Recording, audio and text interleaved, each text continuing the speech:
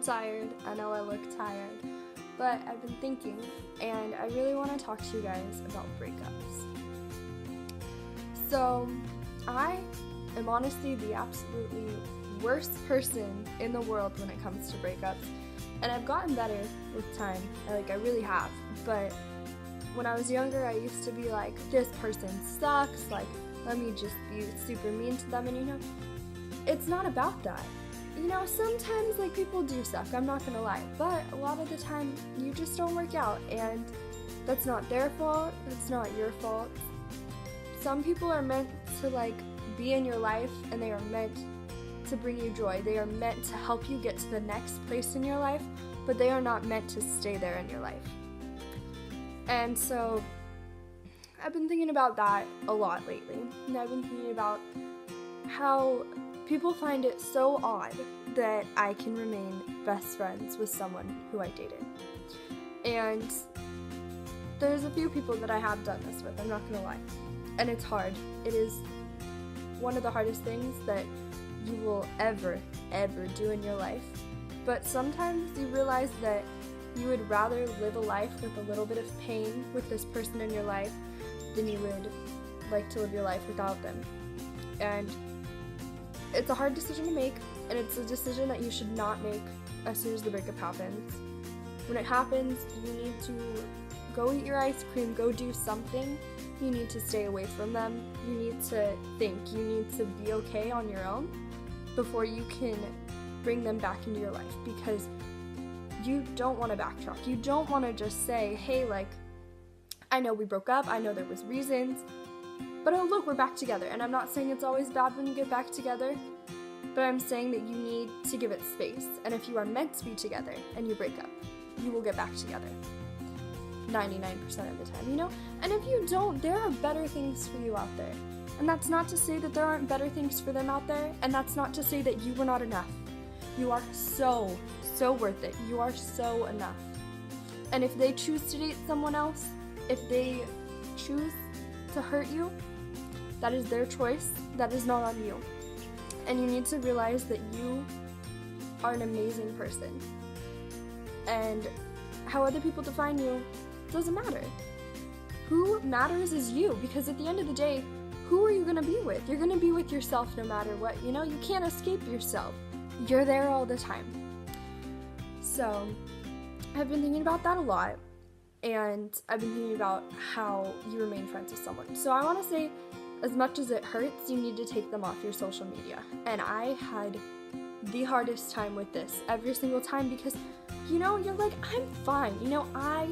I'm grown. I can do this. But the thing is, you're not, because you're going to sit there and you're going to be like, I wonder what they're doing. And then you're going to somehow, be scrolling through their Facebook. And they're going to post something, and you're going to take it in the wrong way, and you are going to hurt yourself. And you don't need to hurt yourself. And they're not doing it to hurt you most of the time. But it just comes off wrong. And you don't want to be the person where they can see, I don't want them to be able to be on Snapchat and go, scroll, I'm on my Snap Maps. Oh, look, she is still in her dorm. She has not left her dorm in 4 days. That is none of their business. I can stay in my pajamas. I can live in my dorm if I want. I would not suggest it, but I can. And so that's the main thing for me, is if you take them off social media, not forever, but for now, it will help you. Because you need to be able to move on with your life. And being able to not see that is step one. And it also hurts because you know that you're going to end out seeing them around school probably. You're going to end out seeing them around your town. You're going to end out seeing them on someone else's social media.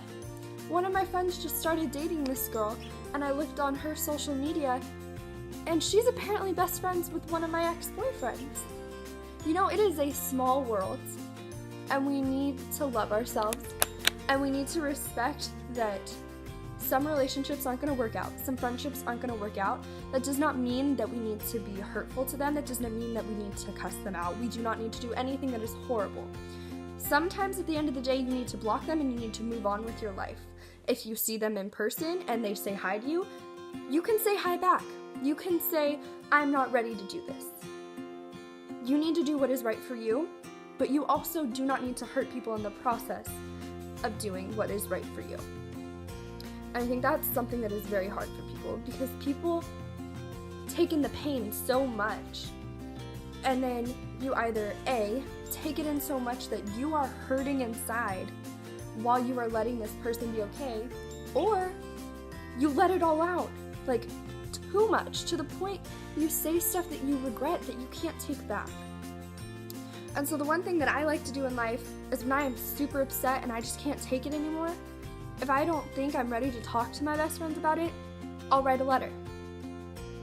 I don't send it, but I write a letter. And then sometimes I'll like email it to one of my friends and be like, am I being rational with my thoughts? Am I not? But the thing is, if you send that letter to your friend and you say, oh my goodness, I am so glad I did not send that, or that is embarrassing, you have at least expressed how you feel, you have talked to yourself, you have admitted it to the world what has happened. But you have not put it out into a place where it is going to hurt you, or where it is going to hurt your friendships in the long run. I want to also say that being friends with someone who you used to date requires you to rebuild a friendship, for you to rebuild the trust. Because, you know, maybe you're so used to your Sunday nights where you sit here and you watch Riverdale together, and that is your Sunday tradition. But the thing is, who's to say that they actually like the show? Who's to say they didn't do it for you? Who is to say that they want to still do that? Who is to say that you don't want to go spend your Sunday nights out partying with your friends, having sleepovers with your friends? You are not tied down. And as bad as that sounds, you need to live your life. You need to be happy. You need to go see your other friends. And I think that taking time before you hang out with them is a big thing. But I also think that hanging out with them is good for you. It helps you to move on because you can see them as a person. I can see that you are over there. I can see that you are struggling. I can see that you are trying to move on with your life too. But I can also see that you are a friend. You are someone who I want to come to. Are you someone that I should come to for everything in my life? No. But you are someone who I trust, who I want to come to, who I would love still baking cookies with. And it's hard, you know, because you have to remember there are new boundaries. Like, you know, like, you probably shouldn't be alone with them anywhere.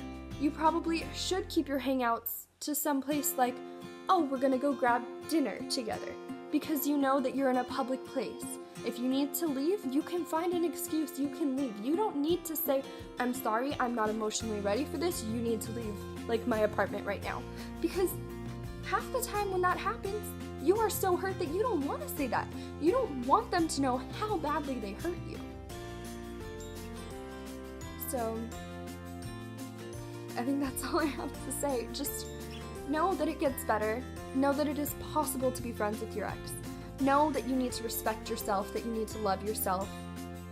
And that's really it. So, thanks for listening to my rant again. Alright, bye guys.